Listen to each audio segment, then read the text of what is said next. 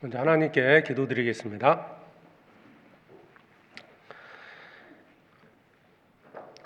언제나 우리를 사랑하시는 아버지 하나님, 그 크신 은혜 참으로 감사를 드립니다. 주님께서 우리를 구원하시고자 하늘의 그 영광을 버리시고 이 땅에 사람의 모습으로 오셔서 우리가 받아야 할 저주와 심판을 그 십자가에서 대신 받으심으로 우리의 모든 죄를 용서하시고 구원해 주신 은혜 참으로 감사합니다. 하나님을 알지 못했던 저희들, 또 죄악 가운데 살았던 저희들을 주님께서 구원하시고자 피 흘려 주심을 감사합니다. 이제 주님의 사랑을 깨닫고 또 주님이 역사하시는 교회 가운데서 주님을 또 섬기게 주심을 감사합니다. 주님의 크신 은혜를 얻고 또 주님의 사랑 가운데 저희들 살아가고 있습니다. 지금까지도 주님께서 지켜주시고 함께 해주신 것처럼 남은 생에도 오직 주님께서 함께 해주심으로 주님의 선하신 뜻을 분별하게 해주시고 또 마땅히 가야 할 그 길을 걸어가게 해주시옵소서.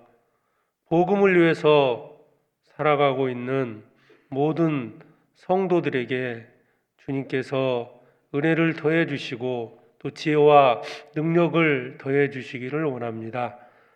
해외에서 복음을 전하고 있는 선교사들과 또 형제 자매들 낭망치 않도록 늘 말씀으로 위로해 주시고 주 성령께서 앞서 행해 주셔서 마땅히 걸어가야 할 그 길을 감사함으로 걸어가게 해 주시옵소서. 오늘도 주일 아침 저희들 말씀 앞에 나왔습니다. 우리가 마땅히 깨닫고 알아야 될 것들을 오늘의 말씀을 통해서 나타내 주시기를 원합니다. 말씀을 들은 저희들 순종할 수 있는 믿음을 주시고 우리의 삶 가운데서 하나님을 높이고 주님을 증거하는 삶이 되게 해주시옵소서. 세상 가운데 더욱 거룩하게 살아가게 해주시고 구별된 삶을 통해서 하나님의 사랑을 증거케 해주시옵소서. 이 시간 주 성령께 부탁을 드립니다. 우리를 사랑하시는 예수 그리스도의 이름으로 기도드립니다. 아멘. 성경 골로새서 1장을 찾겠습니다.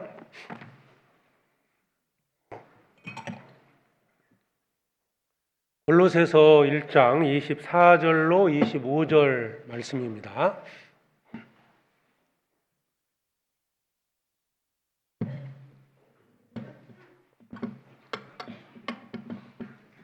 골로새서 1장 24절로 25절 말씀 찾으셨으면 천천히 같이 읽겠습니다. 내가 이제 너희를 위하여 받는 괴로움을 기뻐하고 그리스도의 남은 고난을 그의 몸된 교회를 위하여 내 육체에 채우노라.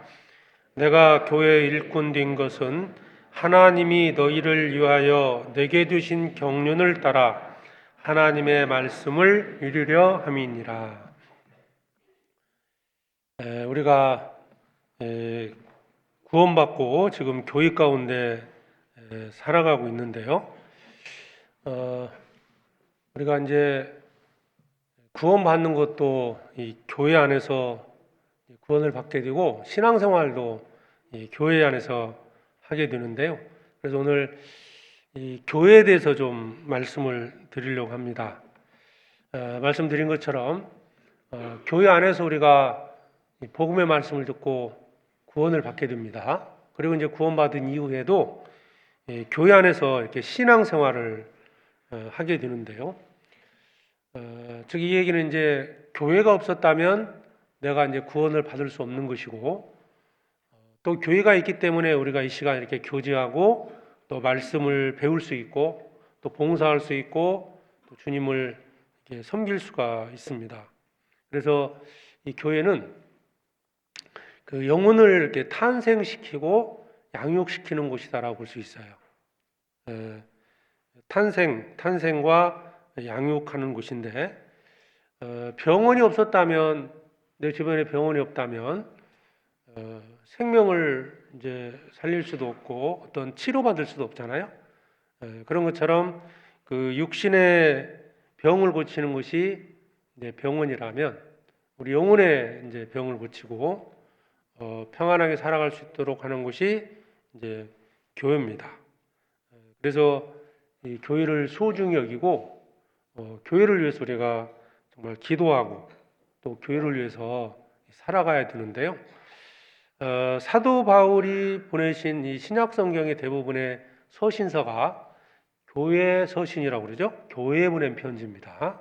개인 서신도 이제 몇 개 있지만 대부분은 교회 안에서 어떻게 살아갈 것을 설명해 주는 말씀들이고 그리고 교회가 무엇이고 또 교회 안에서 함께 복음을 전하기 위해서 어떻게 살아야 할지 그리고 세상에 나가서 어떻게 살아야 할지 이런 것들을 교훈하고 있습니다.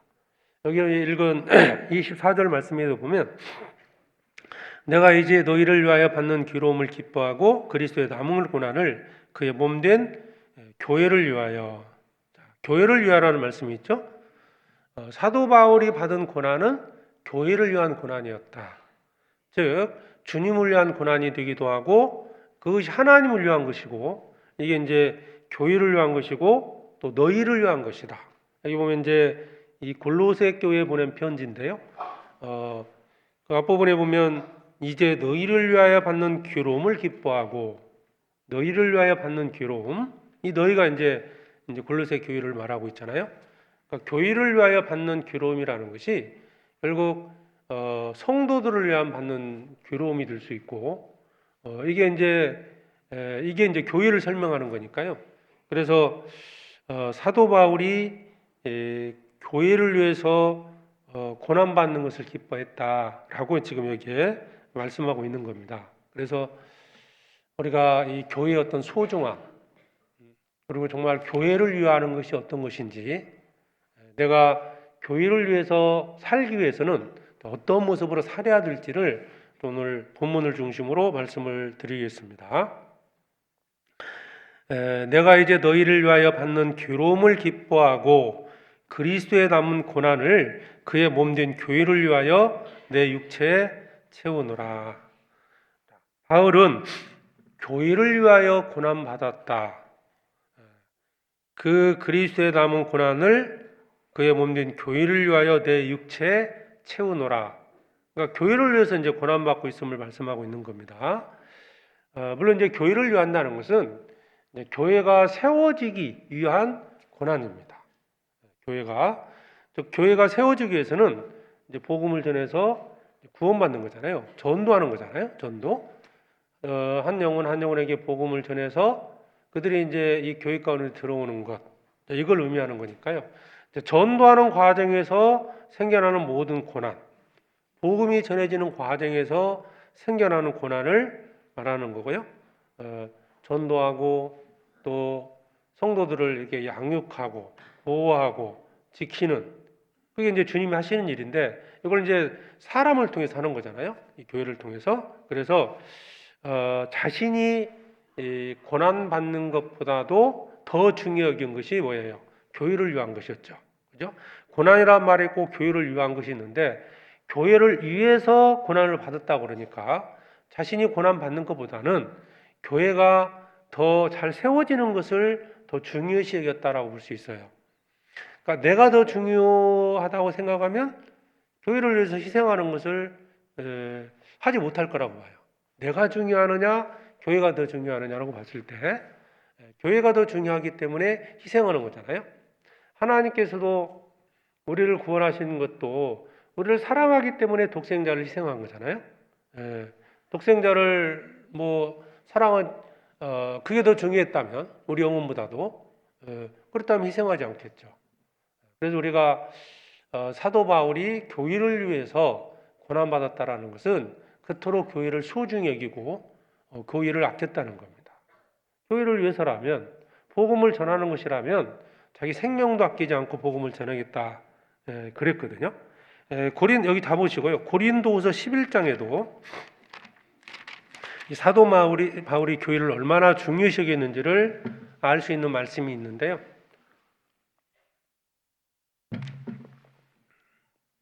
고린도후서 11장 28절입니다.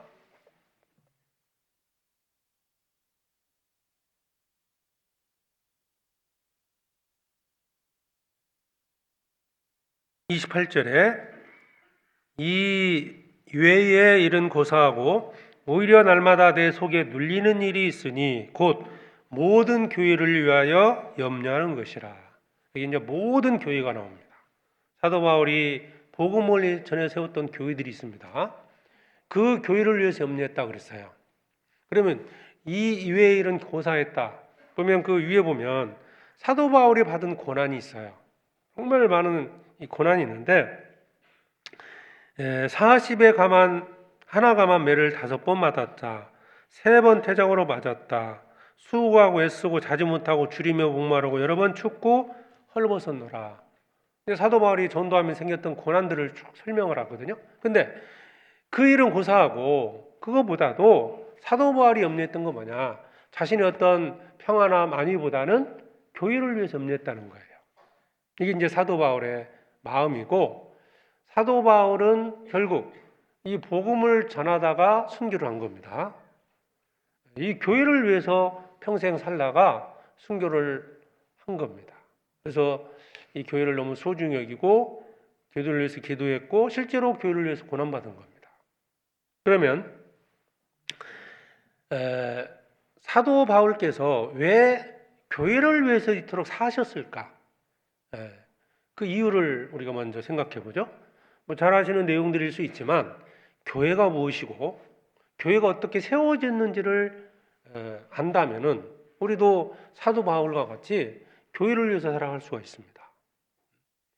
왜 사도 바울이 교회를 위해서 그토록 염려하고 기도했을까? 교회를 위해서 고난받는 것을 기뻐했을까? 다시 골로새서 1장으로 봅니다.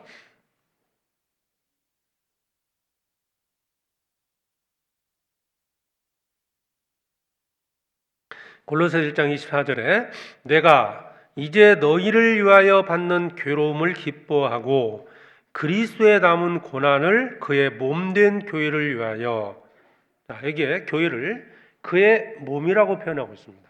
그죠? 그의 몸이다. 그러니까 교회는 먼저 우리가 아셔야 할 게 그리스도의 몸이라는 거예요. 그냥 단체가 아닙니다. 그냥 세상에 있는 단체하고는 전혀 다른 거예요. 그러니까 구원받은 성도들이 모여 있는 것이 교회잖아요. 그런데 성경에서 말씀하시는 교회는 그리스도의 몸입니다. 주님의 몸을 위해서 살았다 그 뜻이거든요. 주님의 몸을 위해서 고난받았다. 그것을 기뻐했다. 그러니까 너희가 바로 성도들이고 골로새 교회 성도들이고 그것을 이제 교회라고 그랬고 그 교회가 바로 그리스도의 몸이라는 거예요. 1장 18절에도 보면 1장 18절에 같이 읽어보죠. 그는 몸인 교회의 머리라.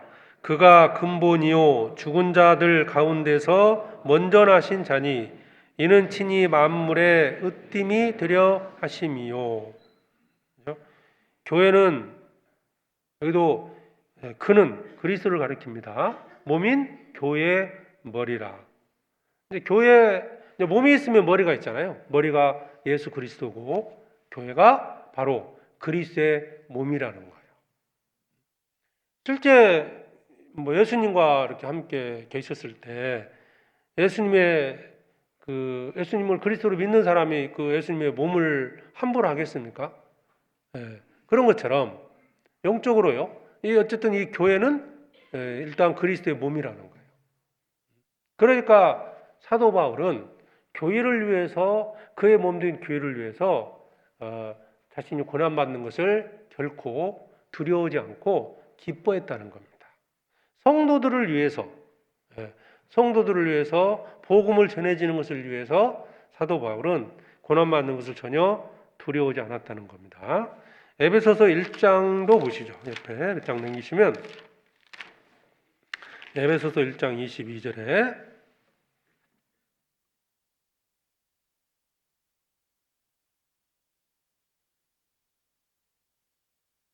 에베소서 1장 22절, 23절을 같이 읽겠습니다. 또 만물을 그 발 아래 복종하게 하시고 그를 만물 위에 교회의 머리로 주셨느니라. 교회는 그의 몸이니 만물 안에서 만물을 충만케 하시는 자의 충만이니라. 성경에서 말씀하시는 교회는 그의 몸이다. 예수 그리스도의 몸이라는 거예요. 그러면 정말 소중하지 않습니까? 사도 바울은 교회를 그리스도로 몸으로 믿었고 성경도 그렇게 말씀하고 있잖아요. 그러니까 그 교회를 위해서 고난받는 것을 기뻐했다. 예수님이 이 땅에 오셨을 때 여우도 굴이 있고 공중의 새도 거처가 있어되 나는 몸둘 곳이 없다 그랬어요. 몸둘 곳. 그것은 어떤 의미냐면 이 여우도 굴이 있고 공중의 새도 거처가 있는데 예수님이 머리가 있는데 이제 몸둘 곳이 없다는 거죠. 그 얘기는 바로 주님이 역사하시는 성전, 주님이 거하시려고 하는 성전이 없다는 뜻이고, 예수님께 구약에 보면 하나님께서 하나님이 거하시려고 만든 게 이스라엘 백성들이고 성전입니다. 그런데 이제 성전은 불타 사라져 버린 거고 무너졌습니다. 그래서 예수님이 거하시는 몸, 그 몸이 교회고 그 몸을 위해서 예수님이 죽으신 거예요. 그래서 예수님은 머리 둘 곳이 없다 말씀을 하셨고, 그래서 교회의 머리가 주님이시고 교회는 주님의 몸이라는 겁니다. 그럼 이 교회는 어떻게 만들어졌을까? 교회가 사도행전 20장입니다.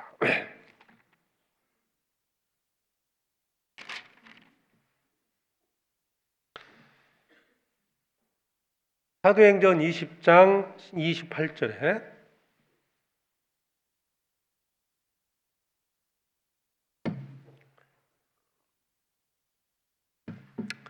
너희는 자기를 위하여 또는 온 양떼를 위하여 삼가라. 성령이 저들 가운데 너희로 감독자를 삼고 하나님이 자기 피로 사신 교회를 치게 하셨느니라. 여기 이제 하나님이 자기 피로 사신 교회 그랬어요. 교회가 무엇을 값을 주고 샀냐면 자기 피라고 해요. 자기 피. 그러니까 하나님 아니면 예수님 이제 같다는 거잖아요. 자기 피. 예수님의 피값을 주고 샀다. 하나님이 자기 피로 샀다. 같은 말이 사실은. 이제 가끔 여호와 증인들이 예수님을 하나님으로 부정하지 않습니까? 사실 부정하는 자들에게 이 말씀이 바로 하나님과 예수님은 동일하지 않느냐. 예수님의 피, 하나님의 피 같은 거거든요. 그래서 자기 피로 사신 교회입니다. 교회는. 그러니까 가장 가치 있는 것을 값을 지불하고 산 게 교회예요. 예수님의 피값을 주고 사셨습니다. 그 무리가 바로 교회입니다. 저와 여러분은 예수님의 피값을 주고 주님이 사신 것이고 우리가 함께 있는 이 교회가 바로 그리스도의 몸인 거예요. 그러니까 구원받은 성도들은 하나님 보시기에 정말 귀한 자들이고, 그리고 그 성도들을 위해서, 교회를 위해서 우리가 헌신하고 기도하고 봉사하고 형제 자매를 위해서 섬기고 살아가는 그 모든 것이 이것이 그래서 주님을 위한 것이 되는 겁니다. 소중히 여겨야 됩니다. 그래서 성경 많은 곳에는 하나님께서 피값을 주고 산 곳이 교회다라고 말씀하고 있는데, 요한계시록 5장을 보겠습니다.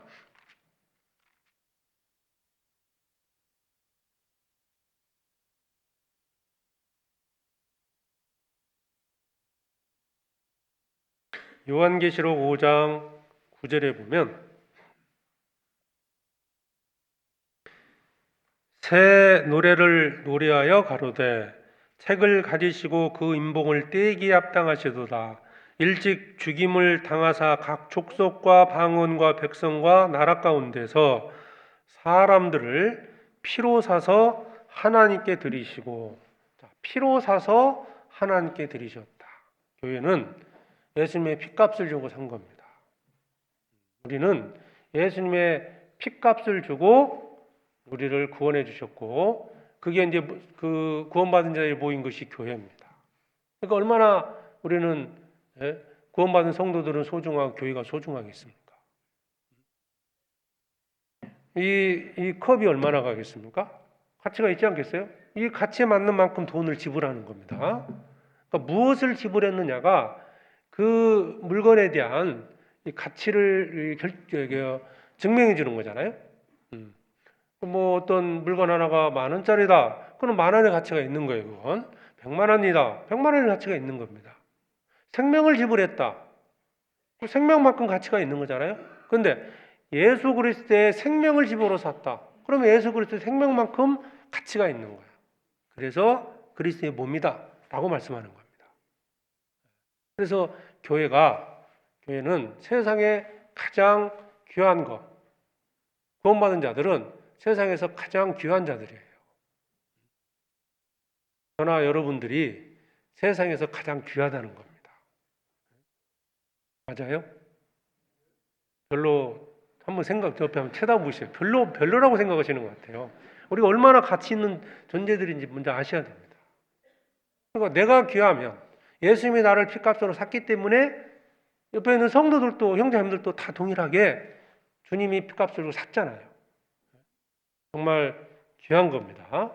그래서 이 교회에 대한 그 모습은요, 그림자는 이스라엘 백성들이에요, 사실은. 사도행전 7장에 보면 광야교회란 말이 나와요. 광야교회. 이 광야교회가 누굴까요? 이스라엘 백성들이거든요. 근데 이거 이스라엘 백성들은, 광야에 있었던 이스라엘 백성들은 어떻게 해서 그 광야 오게 됐느냐? 출애굽이죠. 양의 피를 통해서 장자 죽는 재앙에서 살아났고, 홍해를 건넌 자들이 바로 이스라엘에 있는 광야에 있었던 이스라엘 백성들입니다. 그래서 사도행전 7장에 보면 그 스데반의 설교 중에 그게 나옵니다. 광야교회란 말이 나와요. 그러면 이 광야교회에 속해 있던 이스라엘 백성들은 양이 대신 죽었잖아요. 그들은 양의 피와 홍해라는 바다를 건너서 나온 사람들입니다. 그러니까 그런 것처럼 우리 시대의 교회는 예수님의 피로 구속된 사람들로 신약시대 교회가 이루어진 거예요. 그래서 일단 이 가치면에 있어서 세상에서 가장 귀한 것이 교회라는 겁니다. 다시 골로새서 1장을 보시죠.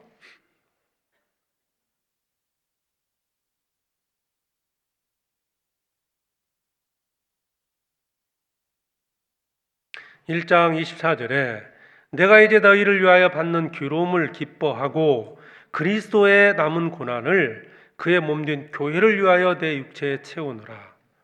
그리스도의 남은 고난, 이 말을 이제 오해해서는 안 됩니다. 이제 그리스도의 남은 고난은 뭐 예수님이 십자가에 죽으셨는데 아직도 뭐 고난받은 게 남아있다 이런 의미가 아니고요. 그리스도께서는 한 영혼을 위해서 이제 사람을 구원하기 위해서 십자가에 죽으셨잖아요. 그래서 구원을 완성을 한 겁니다. 그러면 궁극적으로는 사람이 구원받는 거기 때문에 여기서 말하는 그리스도의 남은 고난이라는 것은 복음을 전하면서 받아야 될 어떤 그 고난이 있다는 거예요. 그 고난을 누구에게 채웠느냐? 사도 바울은 자기에게 채웠다는 거예요. 그러니까 복음을 전하는 일이 남아 있는 거예요, 지금. 그래서 그리스도의 몸이 완성되는 그날, 하나님이 원하시는 그 교회가 완성되는 그날 주님이 재림하시는 거예요. 아직 계속 이제 세워져 가는 겁니다. 그러면 사도 바울이 이제 교회를 위해 살았는데 어떻게 사는 것이 교회를 위해 사는 것이냐? 내가 교회를 위한다, 주님을 위한다라고 했을 때 어떻게 사는 것이 주님을 위한 거냐? 내가 당신을 위해 산다 했을 때 뭐가 이유가 있을 거 아니에요? 어떤 그 방법이 있지 않겠습니까? 내가 뭐 부모를 위해서 삽니다. 나는 회사를 위해서 합니다. 나는 당신 남편을 위해서, 나는 아내를 위해서 한다. 나는 자녀들을 위해서 한다. 어떤 사는 목적이 있을 때 그러면 구체적으로 어떻게 사는 것이 교회를 위한 것이냐? 이것은 교회를 세우신 목적과 연결되어 있는 겁니다. 교회가 존재하는 이유, 하나님께서 이 땅에 교회를 세우신 목적을 알아야 교회를 위해 살아갈 수 있는 겁니다. 마태복음 16장입니다.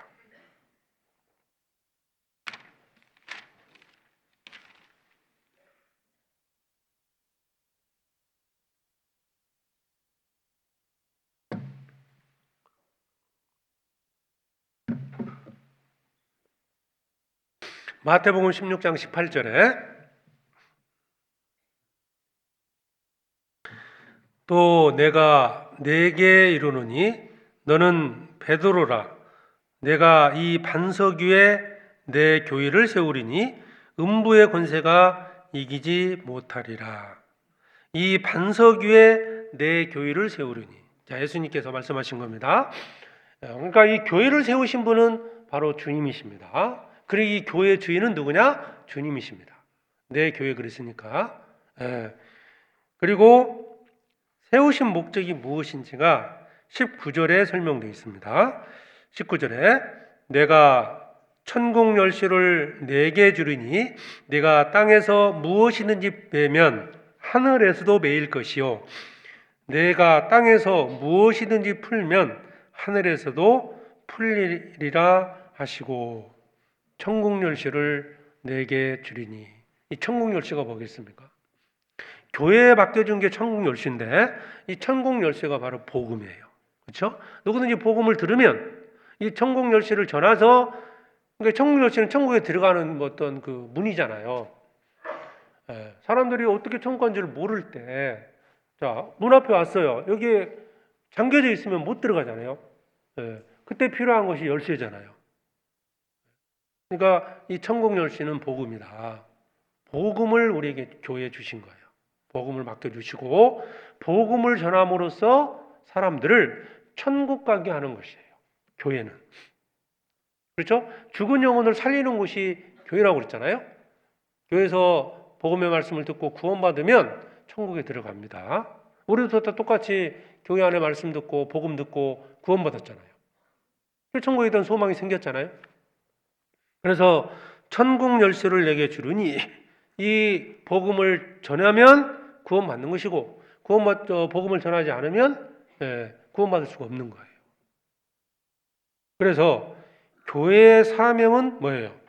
전도하는 겁니다. 지금 천국에 들어가고 싶은데 자기 힘으로 못 들어가잖아요.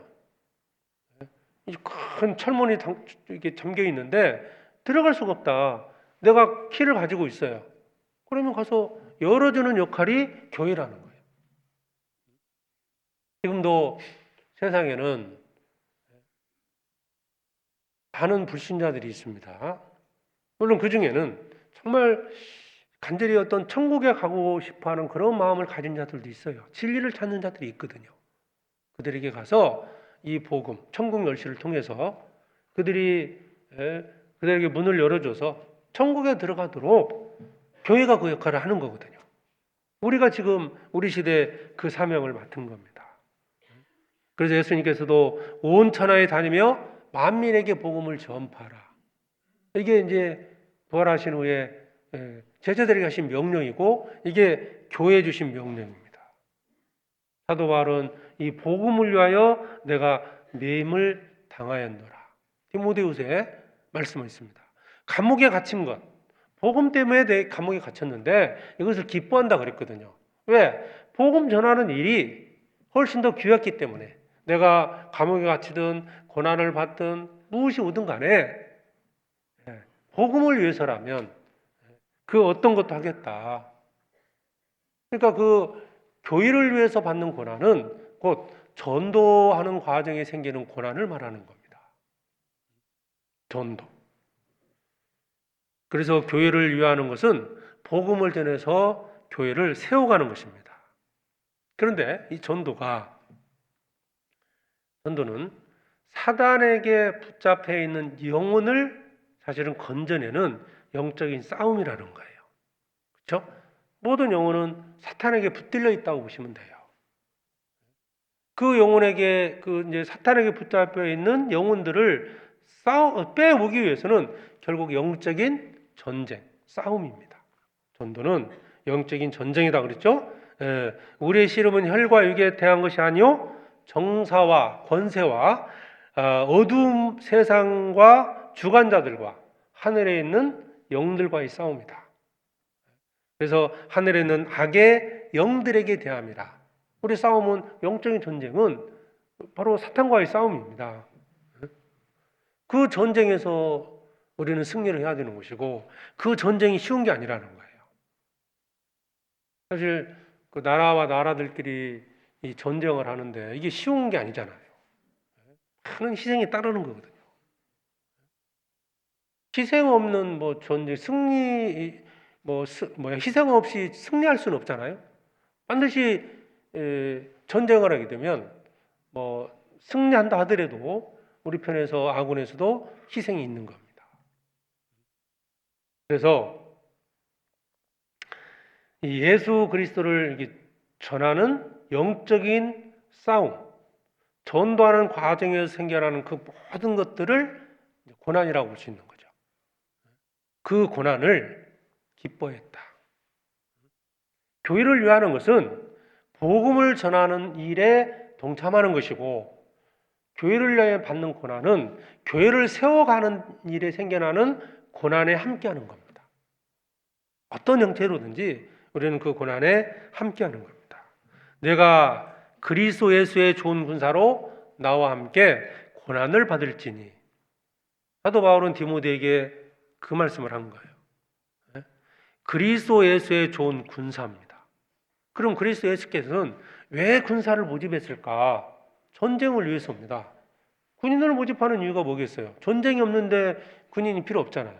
그러니까 이 악의 영, 사탄과의 전쟁을 위해서 이 땅에 교회를 세우신 거예요. 이게 교회는 뭐랄까요? 본부라고 해요. 본부. 그죠? 전쟁터 지휘본부처럼. 그러고 나가서 이제 우리 각자 나가서 또 세상에서 각자 일터에서 가정에서 복음을 전하는 겁니다. 그래서 우리는 이 교회 안에서 함께 교제하고 복음을 전하고 있는데 두 가지로 볼 수 있어요. 전쟁이라는 것은 그냥 무작정 나와 싸울 수 있는 게 아니기 때문에 교회는 우선은 훈련받는 장소가 될 수도 있고 또 우리가 뭔가 먹어야 되고 전쟁 나가기 전에 뭐 먹고 입고 이런 것들이 필요하지 않습니까? 그러니까 교회 안에서 훈련도 받고 준비가 되고 이렇게 해서 결국 이제 전쟁을 하는 거잖아요. 그러니까 훈련 받는 것도 고난이 있는 거고 실제로 전쟁터에 나가는 것도 고난이 있는 거예요. 그래서 이러한 모든 것에 동참하는 것이 바로 교회를 위하여 받는 고난입니다. 그렇기 때문에 우리가 몇 가지 말씀드렸잖아요. 이제 교회가 어떤 것인지 말씀을 드렸고 교회의 존재의 이유, 세우신 목적에 대해 말씀을 드린 거예요. 복음을 전하지 않는다면 교회가 모여 있을 이유가 뭐가 있겠습니까? 그냥 천국 가면 돼요. 그죠? 이 세상이 좋아요? 천국이 좋아요? 아직 안 가봐서 모르겠어요?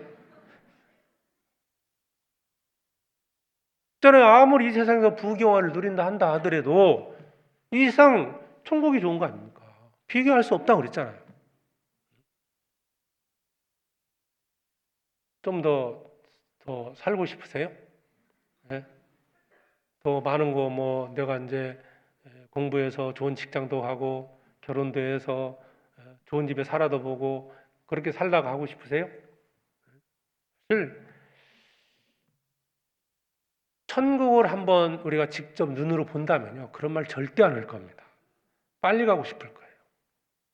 그런데 왜 하나님께서 우리를 이 땅에 남겨두셨느냐? 천국 열쇠를 우리에게 맡겼잖아요. 아직 구원받아야 할 영혼들이 있기 때문에 우리를 남겨두신 거예요. 영적인 전쟁을 위해서 우리는 남겨두신 겁니다. 자, 그러면 이제 구체적으로 우리가 받아야 할 고난이 뭘까? 아까 이제 전쟁을 위해서는 먼저 훈련이 돼야 되고 실제로 전쟁을 하는 게 있다고 그랬잖아요.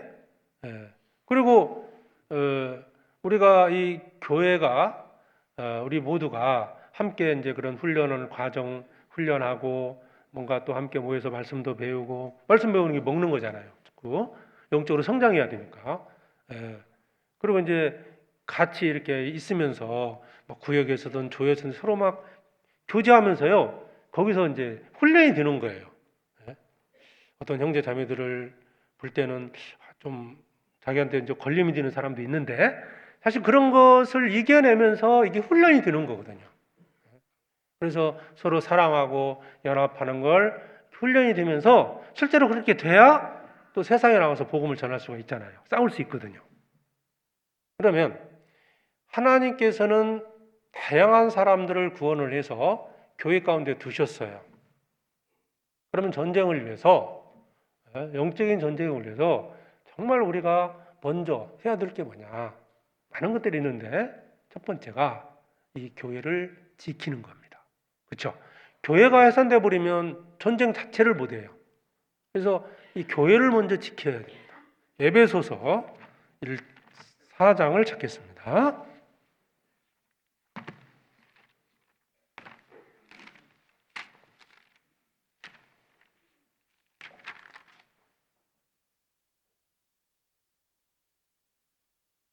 에베소서 4장 3절입니다.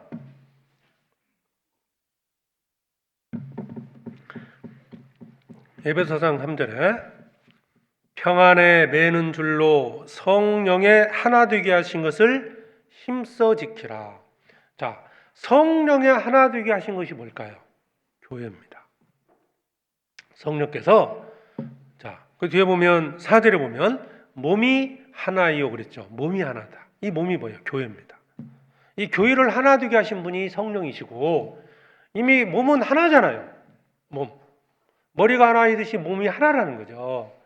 그러니까 이 몸 하나 된 몸을 먼저 지켜야 돼요. 그래야 싸울 수 있는 겁니다. 그래서 이제 교회가 만약에 분열이 된다면, 군인이 있는데 군인들이 서로 다 분열이 됐다. 서로 싸우고 자기들끼리 싸우고 그러면 뭐 전쟁하기 전에 이미 그 전쟁의 결과는 끝난 거예요. 실패하는 거죠. 그래서 이 말씀에 성령이 하나 되게 하신 것을 힘써 지키라. 성령이 하나 되게 하신 것은 교회고 교회를 지켜야 된다. 우리는 교회 부르심을 받은 거예요. 군사로 부르심을 받았다. 4장 1절에 그러므로 주 안에서 갇힌 내가 너희를 권하노니 너희가 부르심을 입은 부름에 합당하게 행하여. 어디에 부르심을 받았느냐? 교회입니다. 교회 안에 우리는 군사로 부르심을 받았고, 그래서 교회 안에서 합당하게 행할 때 성령이 하나 되게 하신 것을 지킬 수 있는 겁니다. 그러면 교회 안에서 성령이 하나 되게 하신 것을 지키기 위해서는 우리가 해야 될 일이 있다는 거예요. 이 지킨다는 말이 어디에서부터 시작되냐면 창세기부터 시작됩니다. 하나님께서 아담에게 모든 걸 주시고 그 사람을 이끌어야 된 동산에 두사 그것을 다스리며 지키게 하시고, 왜 지키라고 했을까요? 사탄이 있었거든요. 근데 아담은 그걸 못 지켰죠? 불순종함으로써 실패를 한 겁니다. 지키라. 성령이 하나 되게 하는 것을 힘써 지키라. 왜 지키라고 했을까? 사탄은 교회를 분열시키려고 합니다. 사탄의 방해가 있다는 거예요.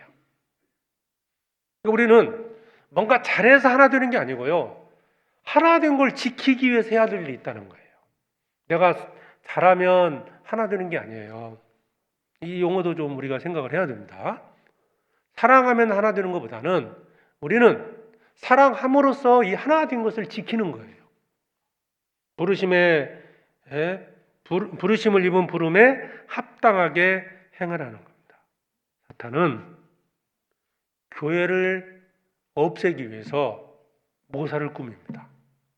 복음 전해지는 것을 가장 싫어하는 게 누구냐? 사탄이잖아요.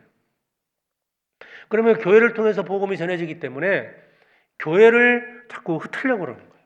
성도들의 마음을 나누게 하고 뭔가 불평, 불만 속에서 자꾸 교회를 떠나게 한다든지 교회를 무너지게 만드는 게 사탄입니다. 거기에 미혹이 되면 나도 그렇게 쓰임받을 수 있는 거예요. 그럼 여기에는 이 교회를 지키기 위해서 성도들이 해야 될 합당한 일 두 가지를 설명하고 있습니다. 2절에 모든 겸손과 온유로 하고 오래 참으로 사랑 가운데서 서로 용납하고. 첫 번째가 서로 용납하는 거예요. 서로 용납한다. 두 번째가 평안을 맺는 줄. 이게 사랑입니다. 서로 용납하고 평안을 맺는 줄, 사랑으로 서로 사랑하면 지킬 수 있다라고 말씀하는 거예요. 그러니까 이게 먼저 준비하는 거예요. 복음을 전하기 위해서. 이것이 어찌 보면 고난이라고 보면 고난일 수 있는 거예요. 왜냐? 하나 되게 한 걸 지키는 것이 어려울 수 있다는 거예요. 이유가 뭐냐면, 물론 이 에베소서 말씀이 예수님의 십자가를 통해서 둘을 하나로 만들었다라고 말씀하고 있는 내용이 2장에 나옵니다. 이게. 그러면 여기서 둘이를 하나로 묶는 것이 누가 누구였냐면 유대인과 이방인을 가리킵니다.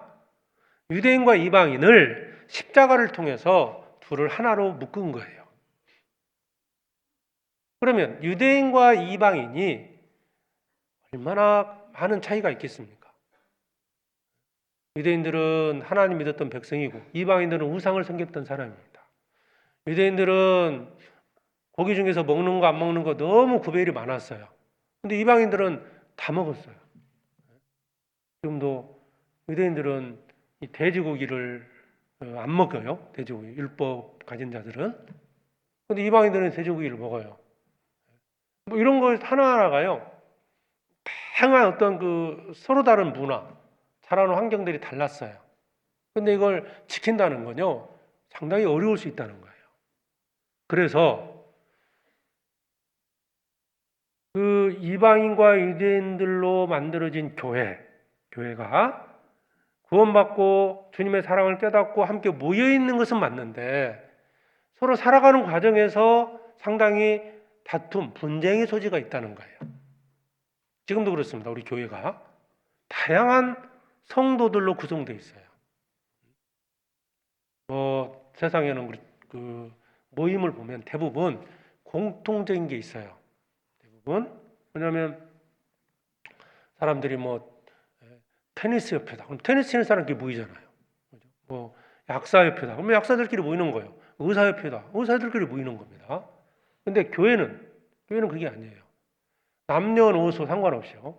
구원받은 자들이 모이는 것이 교회입니다. 아주 성향도 다르고요. 전혀 달라요. 지금 우리가 이렇게 함께 있는 게 어찌 보면 기적 같은 일이에요. 그 말입니다, 이게. 예. 세상에서 이런 모임은 없거든요. 근데 교회가 그렇습니다. 우리가 지금 하나 돼서 서로 양보하고 서로 사랑하고 교제하면서 복음을 전하는 것은 이게 성령의 역사입니다. 그래서 하나님을 지켜라 권고하는 것은 사탄의 미혹을 받아서 그게 깨질 수도 있기 때문에 그래요. 그러면 하나님을 지키기 위해서 해야 될 일이 뭐냐? 서로 용납하라는 거예요. 첫 번째가 용납하라. 용납한다는 것이 받아주라는 거죠. 그대로 받아주라는 거예요. 쟤는 왜 그러지? 이게 아니라요. 쟤는 저렇네 하고 받아주라는 거예요. 그렇게 받아주라는 거죠. 서로 용납해야만. 그러니까 몸에 많은 지체들이 있잖아요. 손하고요. 이 손하고 눈하고는 전혀 다르잖아요. 손하고 발은 다릅니다. 손과 이 안에 있는 장기들이 전혀 다르지 않습니까? 그런데 한 몸이잖아요. 그래서 서로 용납하라고 하신 것은 교회 지체들이 너무 다양하기 때문인 겁니다. 그래서 용납하기 위해서, 그러면 서로 용납하기 위해서는 가져야 할 세 가지 덕목이 나옵니다. 첫 번째가 모든 겸손입니다. 겸손해야 됩니다. 겸손하지 않으면 받아줄 수가 없는 거예요. 겸손이 뭐예요? 상대방을 나보다 더 낮게 여기는 겁니다. 낮게 여기면 안 돼요. 낮게 여기는 거예요. 높이는 걸 하는 거죠. 이게 겸손이잖아요. 상대방을 무시하고 상대방을 나보다 더 낮게 여겨버리면 그러면 하나 될 수가 없죠. 하나됨을 지킬 수가 없는 거예요.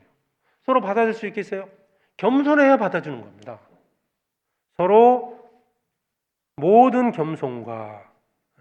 그래서 예수님의 중요한 그 성품 중에 하나가 나는 마음이 온유하고 겸손하니. 겸손입니다. 그리스도의 마음을 우리는 본받아야 되고, 예수님은 하나님이셨지만 사람으로 오셨어요. 죽기까지, 십자가에 죽기까지 복종하셨다. 겸손입니다. 그래서 여기 첫 번째 말하는 것이 모든 겸손 그랬고요. 두 번째가 온유입니다.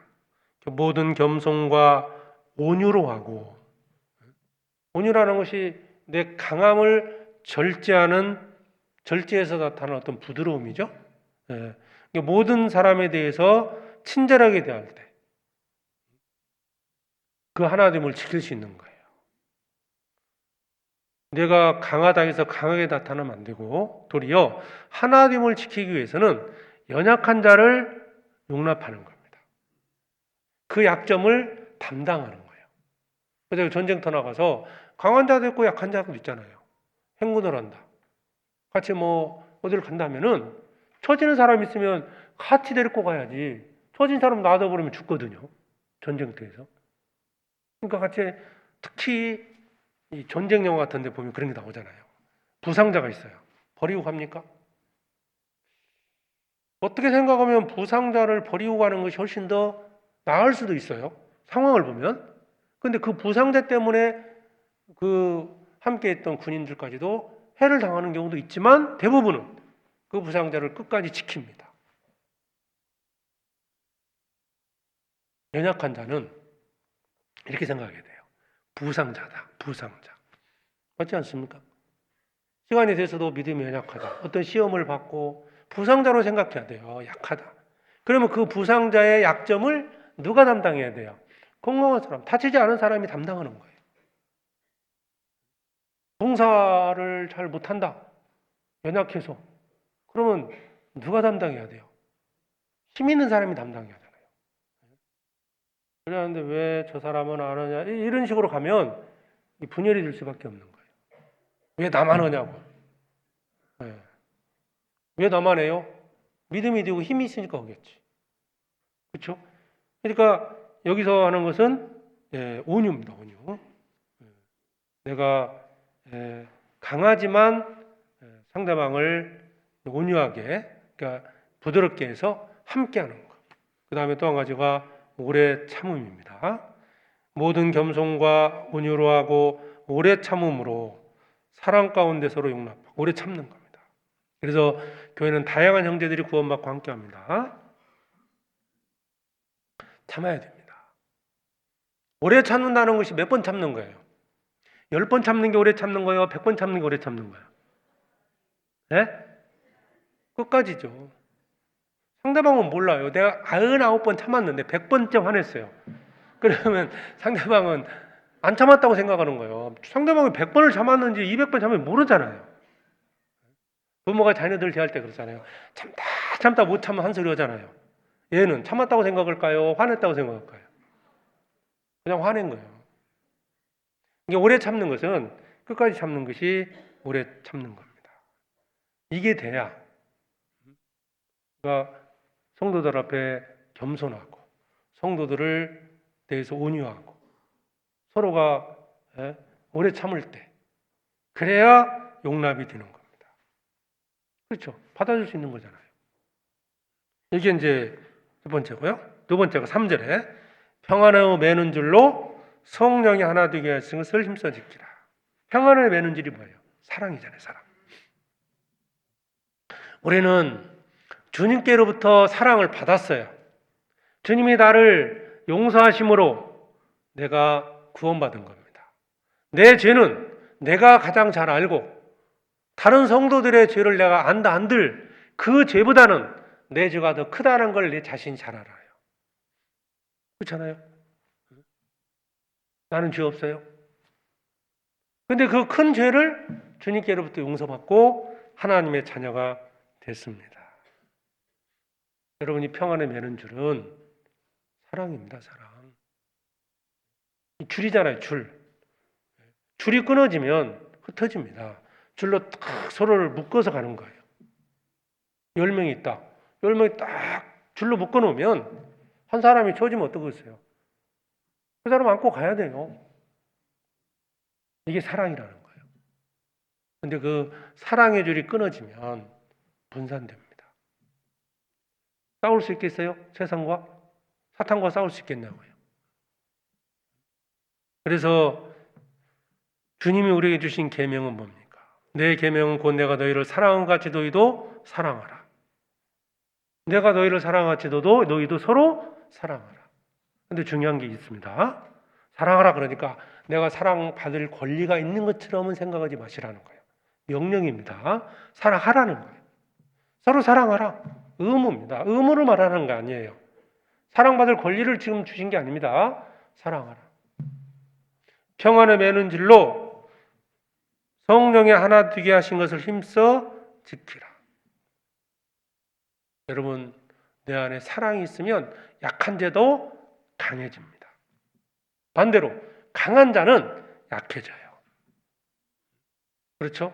사랑하면 강한 자는 약해집니다. 사랑하는 대생에게 항상 이겨요, 져요. 부모가 자식 이겨요, 져요. 져줘요. 자녀들 착각하면 안 됩니다. 져주는 거예요. 왜? 사랑하기 때문에. 더 사랑하는 사람이 지는 거예요. 그죠? 자식이 이길 부모 없다. 그 말은 부모가 자식을 더 사랑한다는 거예요. 자식이 부모를 더 사랑한다는 거예요. 부모가 그렇잖아요. 더 사랑하기 때문에 지는 거예요. 그러니까 우리가 사랑하면 혹 약간의 분쟁이 생기려고 하다가도 이것이 해결이 되는 거예요. 참을 수 있고 힘이 없어지는 게 아닙니다. 사랑하는 사람은 사랑하는 대상을 향해서 이긴 적이 없어요. 항상 집니다. 사랑하면 참을 수 있다. 사랑하는 만큼 참을 수 있어요. 그런데 사랑하지 않으면서 참는 사람이 있어요. 그건 벼르는 거예요. 두고 보자. 맞아요, 들려요. 맞잖아요. 언제까지 내가 참는가 이러면서요 스스로 막 마음에 분이 올라와서 벼르고 있는 거예요. 진짜 한번 잘못하면 그때 보자 이거거든요. 그런데 사랑하는 사람은 벼르지 않는다. 사랑하는 사람은 용서할 수 있습니다. 그래서 이 에베소서 4장에서 두 가지를 말씀하고 있습니다. 서로 용납하고 서로 사랑하는 거예요. 그러면 이 성령께서 하나 되게 하신 교회를 지킬 수 있습니다. 자, 교회를 지켜야 전쟁하지 않겠습니까? 자, 우리 교회에서는 잘했어요. 두 번째, 세상으로 나가서는 우리는 우리의 죄를 버리고 거룩해야 됩니다. 하나님의 군사가 사탄에 붙잡혀 있는 사람들보다 더 도덕적으로 거룩하게 살아야 하지 않겠습니까? 그래야 전도할 수 있잖아요. 네? 그들이 더 깨끗하고 내가 더러우면 내가 문 열어준다고 하면 뭐라고 하겠습니까? 당신 일을 하라고 그럴 거예요. 복음이 있습니다. 복음을 귀한 그릇에 담아서 깨끗한 그릇에 담아서 전할 때 복음의 내용은 보이지 않잖아요. 그들은 그릇을 봅니다. 그릇 속에 담겨져 있는 복음. 그릇이 뭐예요? 우리의 삶입니다. 우리가 거룩하게 살아야 그것을 내용물은 몰라도 마시고 싶은 거예요. 컵에 물을 떠서 줬을 때 컵이 깨끗해야 그 안에 있는 걸 마시지 않겠습니까? 컵에 있는 물이 아무리 좋다고 설명을 해도 더러우면 마실 수가 없는 거예요. 그래서 우리는 두 번째로 할 것이 거룩해야 된다. 베드로전서 1장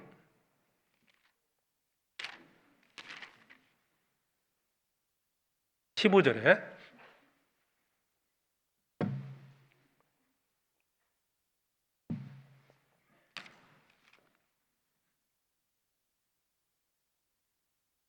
베드로전서 1장 15절입니다. 오직 너희를 부르신 거룩한 자처럼 너희도 모든 행실에 거룩한 자가 되라. 기록하였으되 내가 거룩하니 너희도 거룩할지어다 하셨느니라. 거룩하라는 거예요. 우리가 이제 평소에 이 거룩에 대해서 많이 배웠기 때문에 여기에 대해 자세히 설명을 드리지 않겠지만, 우리가 세상에 나가서 빛이 돼야 된다. 빛과 소금이 될 때, 거룩한 모습으로 살아갈 때, 어둠 속에서 빛이 될 때, 우리에 대해서, 내가 가진 소망에 대해서 묻는 자가 생깁니다. 교회 안에서 하나님을 잘 지켰어요. 교회 안에 성도들을 사랑하고 이런 건 잘했는데, 세상에 나가서 만약 거룩한 모습으로 살지 않으면 전도하겠습니까? 보세요. 마태복음에 보면 너희는 세상의 빛이라 그랬어요. 빛이라. 자, 어디에서 빛이에요? 교회에서 빛이에요? 세상에서 빛이에요? 세상이잖아요. 세상에서 다른 이방인들 앞에서 거룩한 모습, 내가 전도하는 사람보다는 내가 더 도덕적으로 깨끗해야 되지 않겠어요? 이방인들보다도 더 내가 세상 욕망 가운데 있고 죄 짓고 살면서 말씀을 들어보자 그러면요, 뭐라고 하겠습니까? 우리 형제님들 같으면 뭐라고 할 것 같아요? 뭐 당신이나 잘하세요. 막 이렇게 대답하지 않겠어요? 모든 언행에 조심해야 됩니다. 언행. 그렇게 해야 됩니다. 그래야만이, 그러니까 이렇게 하여 나가는 것이 사실은 고난인 거예요, 사실은. 다 버려야잖아요. 뭐 내가 이방인들처럼 했으면 돈을 더 벌 수 있는 기회가 있어도 그리스도인이기 때문에 자기 양심을 속이지 않고 하다 보면 금전적으로 손해볼 수도 있어요. 그러나 우리는 그 안에서 내 양심을 속이거나 나를 더럽혀서는 안 된다. 거룩해야 된다. 내가 이방인들보다 세상 사람들보다 더 욕망 가운데 살고 있으면서 어떻게 천국에 대한 것을 말할 수 있겠습니까? 말하는 거 맞는 것 같은데 그의 삶이 틀리다면 전도할 수 있겠어요? 내가 전도하는 세상보다 더 세상적이고 육신적이고 욕망 가운데 살고 있다면 하늘에 신령한 것을 위해서 믿음을 가지라고, 영원한 세상이 있다, 천국이 있다 얘기한들 받아들이겠습니까? 이걸 극복하는 것, 욕망을 버리고 죄를 버리고 사랑하는 것도 어찌 보면 고난의 일부입니다. 교회 안에서 성도들을 향해서 오래 참고, 이것도 고난의 일부예요. 그런 세상에서 그런 훈련이 되어야 됩니다. 교회 안에서도 훈련이 되어야 돼요. 그래서 우리는 거룩하게 살아가야 되고, 그리고 우리 이제 구원받은 자들은 하나님 앞에 자신을 드려야 됩니다. 로마서 12장입니다.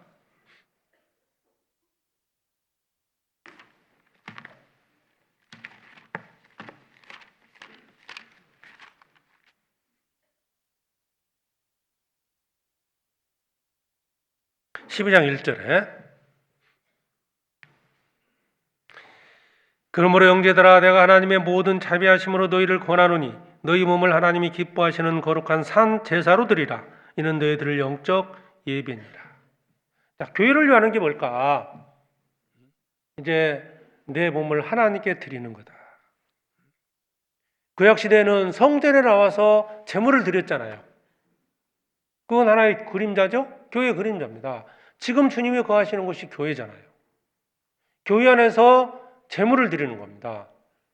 제물이 뭘까요? 제물. 바로 내 몸을 드리는 거다. 구약 시대는 짐승을 잡아드렸습니다. 그들은 구약 시대는 11조를 드리고 제물을 드리고 많은 것들을 했어요. 근데 구원받은 자들에게 요구하는 것은 그게 아니에요. 그냥 키우는 짐승 한 마리 바쳐라 이게 아니고요. 내 몸을 드리라는 거예요. 왜? 주님이 나를 대신해 죽으셨기 때문에 그 주님의 몸된 교회를 위해서 내 몸을 드리라, 헌신하라는 거예요. 그게 교회를 위하는 겁니다. 그럼 내 몸을 드리는 게 뭐냐? 내가 가지고 있는 재능을 드리고 시간을 드리고 또 내 마음을 드리고 내가 가지고 있는 어떤 필요한 물질, 재물들을 드리는 거예요. 이게 주님을 위한 거 아닙니까? 이게 교회를 위한 거다. 왜? 교회를 위해서, 교회가 하고자 하는 것이 바로 복음을 전하는 거기 때문에. 그래서 이제 교회에 구원받은 성도들은 아까 말씀드린 것처럼 서로 사랑하고 서로 용납하고 하나됨을 지키기 위해서 해야 될 일이 있고, 세상에 나가서는 이제 복음을 전하기 당연히 거룩한 모습으로 살아야 되고, 그리고 실제로 이제 교회를 위해서 드려야 할 게 뭐냐? 내 몸을 드리는 건데, 그게 이제 교회에서 복음을 전하기 위해서 하고자 하는 많은 것들이 있어요. 그게 바로 우리가 평소에 교회 안에서 훈련받고 말씀을 배우고 많은 것들 하잖아요. 그런데 그런 것이 위해서는 이제 필요한 어떤 일들이 많잖아요. 그래서 해야 될 것이 교회 일꾼이 되어야 됩니다. 봉사하는 일에 동참을 하셔야 돼요. 그게 교회를 위한 겁니다. 봉사하는 일. 지금 이 시간에 아니면 아침부터요. 많은 곳에 성도들이 와서 대부분 우리 형제자매들이 오셔서 뭔가 맡은 입지에서 봉사를 한 거예요. 배고프시죠? 네. 점심을 준비하시는 분들이 봉사하는 분들이 계시다니까요. 그 봉사 일에 동참을 해야 된다. 교회 일에 동참을 해야 한다는 거예요.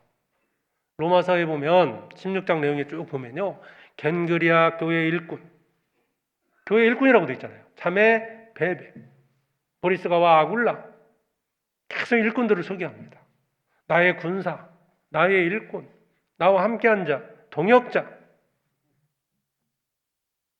그게 그런 일을 한 자들을 사도 바울은 소개하면서 교회가 감사한다. 상이 있다는 거예요. 그러니까 그런 일에 우리가 동참을 해야 된다. 주차하는 일, 뭐 주방, 찬양대, 교회학교 많은 곳들. 그래서 우리 형제매들이 봉사하기 때문에 그런 걸 토대로 해서 복음을 전하잖아요. 지난주에 집회를 했잖아요. 전도 집회를 하는 데 있어서 얼마나 많은 곳에서 봉사합니까? 그 봉사일에 동참하셔요. 그게 교회를 위한 겁니다. 그게 주님을 위한 거고요. 그게 복음을 전하는 일에 동참하는 거예요. 내가 그 교회에 동참함으로써 그걸 통해서 전도가 되잖아요. 말씀을 전하는 자가 있고 기도하고 모시고 온 분이 있고 각 위치에서 뭔가 봉사를 하기 때문에 한 영혼이 말씀을 듣고 구원을 받지 않습니까? 그 일에 동참하자. 내가 계속 이제 손님처럼 교회를 다니지 마시고 봉사에 동참하자. 전혀 봉사하지 않으면요. 뭐 어떤 분 오시면요. 이게 바뀌었네? 저게 바뀌었네? 이러고만 다니시는 거예요. 새로운 게 생겼네? 갑자기 교회당 다 이사가 버리면 교회도 못 찾을 거예요. 막 그런 분. 뭐 이사는 갈 수는 없지만 예? 교회에 동참해야 됩니다. 교회 주인이 주님이셔요. 이거 정확히 아셔야 됩니다. 사람도 있고 뭐 교회 안에 목회자 사역자도 있고 뭐 임원이 있고 뭐 이게 구성되어 있지 않습니까? 자꾸 사람을 보시면 안 돼요. 처음 구원받을 때 사람 보고 구원받는 건 아니잖아요. 그죠? 성경 말씀, 하나의 말씀을 통해서 구원받았기 때문에 우리는 교회 안에서 사람을 보는 게 아니고 주님 바라보고 있는 그대로 받아주면 돼요. 혹시라도 뭐 믿음이 연약한 자가 실수할 수도 있고 뭐 믿음이 있는 자들이 실수할 수도 있어요. 뭐 목회자가 실수할 수도 있고 성도들이 실수할 수도 있어요. 있는 그대로 서로 받아주면서 고치시는 분도 하나님이시니까 그대로 자기 맡은 위치에서 해야 돼요. 나는 누구 때문에 봉사 못하겠다. 그러면서 좀 이러면 교회 안에서 서로 맡은 위치에서 봉사해야 되는데 그런 사람이 점점 줄어들면 어떻게 그러면 다 봉사 점심 때 밥 안 하면 끝나고 밥 어떻게 먹어요? 그래서 그런 봉사에 동참을 해야 됩니다. 연초가 됐는데 연초 이제 2월이잖아요. 아직 봉사에 이제 동참하지 않는 분들은 좀 적극적으로 한번 해보셔요. 그게 기쁨인 거예요. 원래 힘들어요. 그러니까 그리스도의 남은 고난을 그의 몸된 교회를 위하여 내 육체에 채우노라. 복음을 전하기 위해서 교회를 위해 희생하는 것, 이게 교회를 위한 거잖아요. 그러니까 그거 위해서는 이제 봉사하기 위해서는 일꾼 되기 위해서는 시간도 드려야 되고 내 몸도 드리는 거예요. 힘들죠? 힘들어 죽겠다. 내가 집에서도 늘 밥하는데 바빠 죽겠는데 교회 가서 밥해? 이러지 마시고 교회를 위해서 봉사하고 헌신하는 일에 적극적으로 동참을 해야 됩니다. 그리고 또 한 가지가 교회를 이제 복음을 전하기 위해서는 많은 물질도 필요한 거예요. 그리고 지금 여기에 앉아 있는 이 교회당 이 모든 것들은 누군가가 헌금을 해서 이 자리를 마련한 거예요. 과거에 그 누군가가 여기서 처음 교회에 구원받고 처음에 복음을 전했던 분이 계실 것이고 그분을 기억할 필요는 없어요. 누군지는 몰라요. 그죠? 어떻게 시작했고 그분들이 어떻게 재물을 들여서 어떻게 헌금을 했는지 그건 몰라도 어쨌든 그분들의 희생이 있었기 때문에 지금 우리가 이곳에서 말씀을 듣고 교제하는 겁니다. 가난하게 지금 보세요. 지금 밖에 주차장 좁긴 하죠. 근데요, 이 수도권에서 이렇게 주차장을 가진 교회는 일산교회밖에 없어요. 맞잖아요. 우리 전국 교회 중에서. 뭐 불편할 수는 있어요. 그러나 이렇게 준비하기까지 많은 성도들의 희생이 있었던 겁니다. 물질을 먼저 드렸고 그 물질을 드리는 것도 동참하는 것도 고난하는 부분인 거예요. 내가 그 재물을 가지고 있으면 딸을 위해서 쓸 수도 있어요. 그러나 내가 좀 더 아끼고 좀 더 누리는 것을 덜 누리고 먹을 것을 좀 덜 먹고 해서 그 물질을 드림으로써 지금의 이런 모습이 세워진 겁니다. 그러면 교회당을 이렇게 만들고 주차장을 만드는 것이 목적이었느냐? 아닙니다. 복음을 전하기 위해서입니다, 사실은.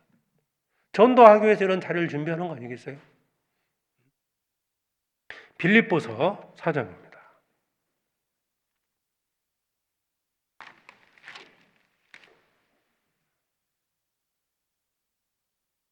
빌립보서 4장 14절에 그러나 너희가 내 괴로움에 함께 참여하였으니 잘하였도다. 빌립보 사람들아 너희도 알거니와 복음의 시초에 내가 마게도냐를 떠날 때 주고받는 내 일에 참여한 교회가 너희 외에 아무도 없었느니라. 내 괴로움에 함께 참여했으니 잘하였도다. 이게 뭐냐면요. 사도 바울이 복음을 전하는 과정에서 많은 물질이 필요했던 거예요. 그런데 빌립보 교회 성도들이 동참을 한 겁니다. 물질적으로 후원해줬던 게 누구냐? 바로 빌립보 교회 성도들입니다. 감옥에 있을 때도 도와줬고 사람을 보내서 그 사도 바울을 수종할 수 있도록 도와주고 복음을 전하는 데 필요한 것들 다니면서 먹는 게 필요하잖아요. 먹고 자고 해야 되니까.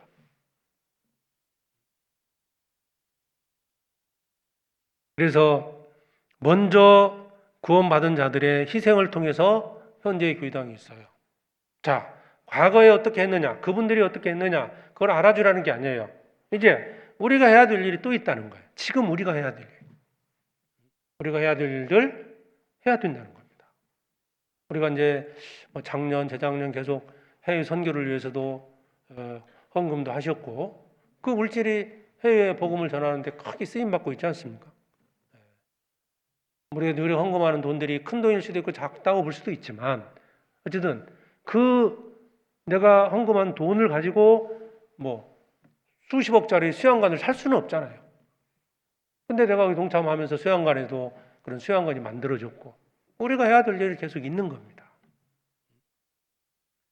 그래서 오늘 이제 소식지에 보면 끼어 있는 거 있었죠? 그거 보고 놀라신 분도 계실 수도 있는데 놀라지는 마시고요. 지금 우리가 이미 누리고 있는 것들을 하는 거예요. 앞으로 이제 자세히 설명을 드리겠지만 앞으로 우리가 남겨진 어떤 그런 이 교회당 그 건축한 것 내용은 잘 아시지 않습니까? 그런 부분들에 대해서 우리가 물질로 동참하는 거고, 결국 그것이 우리가 누리고 쓰는 것들이잖아요, 우리가. 그래서 전도하기 위해서 교회당이 필요한 겁니다. 그래서 물질이 필요한 거죠. 교회당을 짓는 것이 목적이 아닙니다, 여러분. 헌금을 많이 하면 전도가 달린다, 그게 아닙니다. 전도하기 위해서 물질을 드리라는 것이에요. 우리 이게 오해하면 안 됩니다. 돈이 많으면 전도가 돼요? 아닙니다. 돈이 아무리 많아도 전도하자면 전도 안 되는 거예요. 전도하다 보니까 교회당도 필요하고 어떤 것들이 필요하기 때문에 헌금을 하는 거고, 아까도 말씀드렸는데 하나됨을 지키라. 하나 되면 전도되는 게 아니에요, 사실은. 전도하기 위해서 우리는 하나 되는 거예요. 목적이 다른 겁니다. 여러분, 하나 되는 것에 초점을 맞춰봐요. 하나 되는 거 잘해요. 막 그래서 마치 놀고 먹고 마시고 잘하는데 전도, 그것 때문에 바빠서 전도가 안 돼. 그럴 수 있다니까요. 목적을 잃어서는 안 됩니다. 전도하기 위해서 우리는 하나 되는 거고, 전도하기 위해서 서로 사랑하는 거고, 전도하기 위해서 거룩한 거예요. 거룩해지라. 거룩해지면 전도합니까? 아닙니다. 하나 전도하기 위해서 우리는 계속적으로 자기를 깨끗게 만들어야 되고, 전도하는데 물질이 필요하니까, 전도하는데 물질 필요 없으면 헌금할 필요 없죠. 왜 합니까? 전도하기 위해서 물질이 필요하고. 그래서 우리가, 그게 희생 아닙니까? 희생. 희생은 남는 거 드리는 게 아니잖아요. 희생은. 내게 필요하지만 드리는 게 희생이잖아요. 내가 지나가는 거지한테 10,000원 하나를 줬다. 이걸 희생이라고 볼 수는 없을 거예요. 그냥 좀 있는 것 나눠준 것 뿐이죠.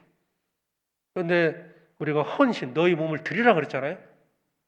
그래서 하나님 앞에 우리가 희생해서 내가 이제 드리는 거고요. 교회는 우리가 사는 집이지 않습니까? 그렇죠? 우리 교회입니다. 우리 교회. 내가 지금 드리고, 내가 먹고 전도하고 교제하는 곳이 교회입니다. 현재 교회당. 그래서 복음을 전하기 위해서 우리가 해야 될 일들이 있습니다.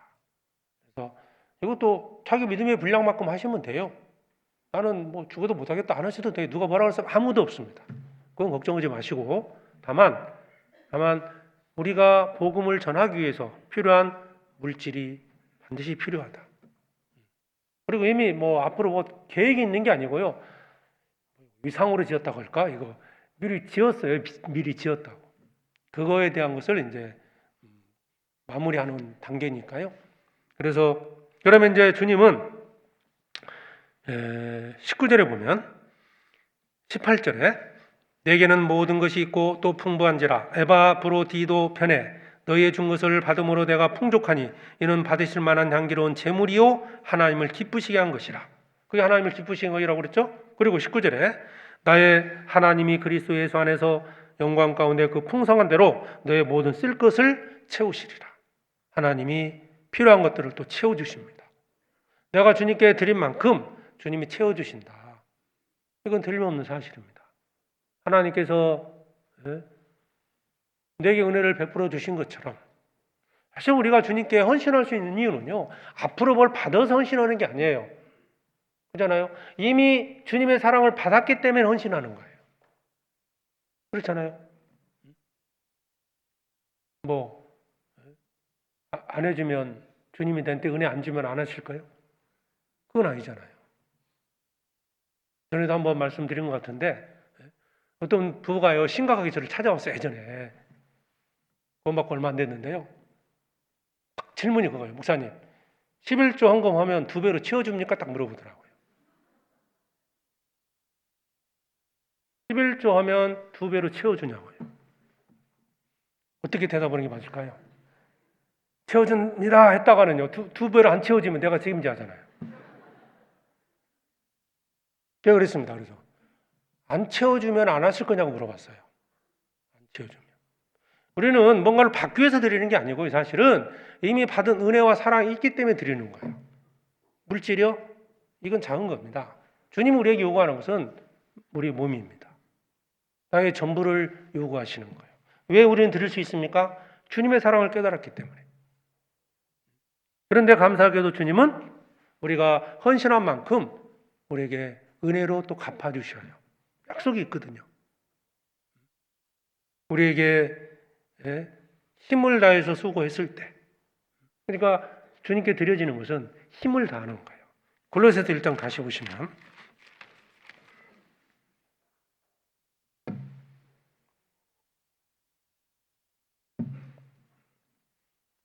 24절에 내가 이제 너희를 위하여 받는 괴로움을 기뻐하고 그리스도에 담은 고난을 그의 몸된 교회를 위하여 내 육체에 채우노라. 29절 이를 위하여 나도 내 속에서 능력으로 역사하시는 이의 역사를 따라 힘을 다하여 수고하노라. 자, 고난 받는 것이, 수고하는 것이 힘을 다하라는 거죠. 힘을 다하여 수고하노라.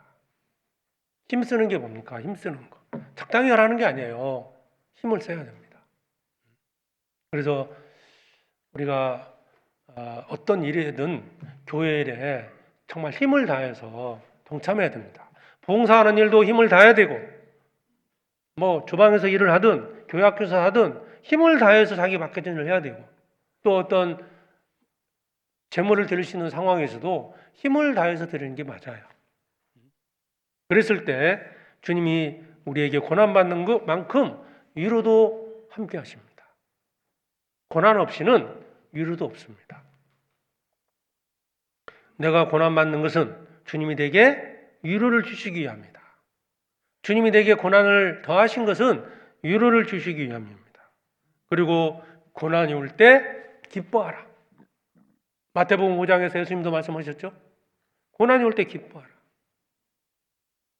왜? 주님이 상급으로 갚아 주시기 때문입니다.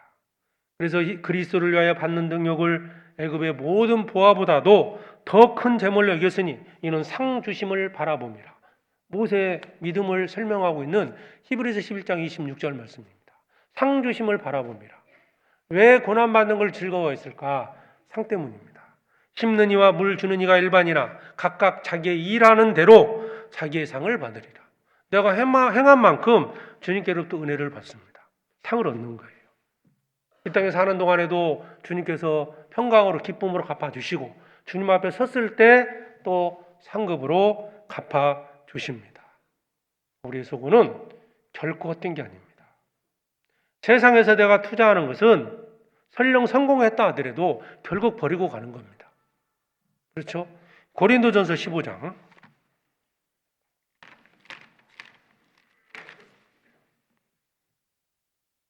58절입니다.